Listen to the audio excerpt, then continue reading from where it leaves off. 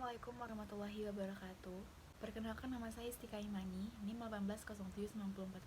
Pada kesempatan kali ini, saya akan mempresentasikan hasil analisa saya, yaitu tugas karya ilmiah, judul pentingnya menjaga kesehatan di saat pandemi dan pentingnya menjaga pendidikan dengan baik.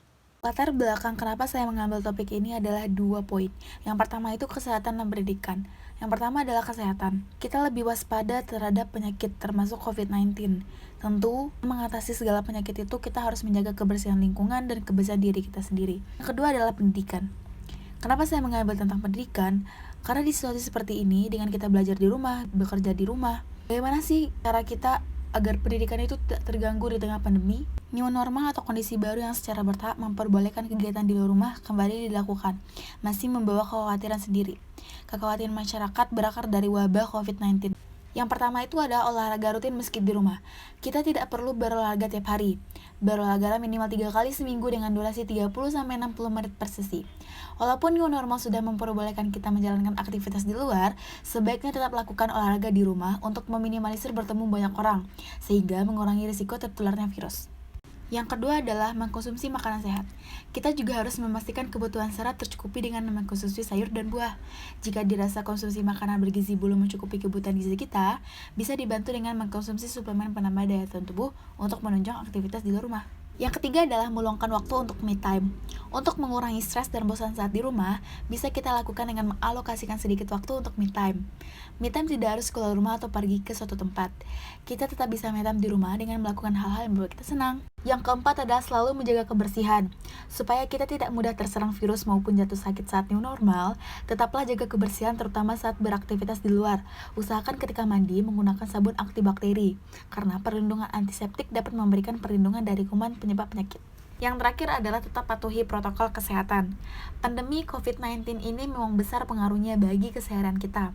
Meskipun berangsur-angsur pulih dengan ditetapkannya new normal, kita tetap harus mematuhi protokol dan menjaga kesehatan, yaitu 3M, mencuci tangan, memakai masker, dan menjaga jarak. Di tengah wabah COVID-19 ini, orang tua harus mengakui bahwa menjelaskan berbagai mata pelajaran dan menemani anak mengerjakan tugas-tugas sekolah tidak semudah yang dibayangkan. Kerja keras para guru dan dosen selama ini sungguh patut diapresiasi. Di tengah pembatasan sosial akibat wabah COVID-19, kita harus tetap semangat mengejar dan mengajar ilmu pengetahuan. Yang pertama itu adalah pelajari hal baru. Mempelajari sebuah hal baru adalah sebuah kegiatan yang sangat menyenangkan, khususnya di bidang teknologi. Hal-hal baru tersebut banyak sekali. Dunia terus mengalami perubahan. Jika kita hanya bermalas-malasan di rumah, maka kita akan tergerus oleh zaman. Yang kedua adalah mengikuti lomba dan kompetisi online. Banyak sekali lomba dan juga kompetisi di bidang digital yang diadakan secara online dan juga gratis. Cobalah mengetes kemampuan kita dalam bidang favorit dengan orang lain, bertemu orang lain, dan juga mencari pengalaman baru. Yang ketiga adalah mengikuti kursus. Banyak sekali kursus online di internet yang disediakan secara gratis. Selain itu, juga banyak sekali beasiswa untuk kursus berbayar yang memungkinkan kita untuk belajar di kursus yang berbayar dengan gratis. Selain menambah ilmu dengan kursus-kursus ini, kita bisa mendapatkan sebuah sertifikat juga loh. Keempat adalah carilah komunitas. Banyak hal yang kamu dapat dari sebuah komunitas. Kita bisa mendapatkan info-info sesuatu yang baru, info lomba, dan mendapatkan teman yang baru. Membahas hal yang sama dengan orang lain adalah sebuah kegiatan yang cukup bermanfaat dan menyenangkan. Yang terakhir adalah membuat proyek. Membuat sebuah proyek akan menambah ilmu dengan drastis. Hal ini karena kita akan mengalami berbagai jenis masalah dan mencoba mencari cara agar permasalahan tersebut dapat diatasi. Baik, kita masuk ke tahap penelitian. Pada tahapan penelitian dan metode, saya melakukan penelitian di sekitar lingkungan tempat saya berada. Tidak banyak penelitian yang saya lakukan mengingat pandemi COVID-19, kunjungan ke beberapa tempat harus sangat dibatasi. Metode yang saya lakukan adalah metode kuantitatif dan cara memperoleh informasi yaitu dengan wawancara.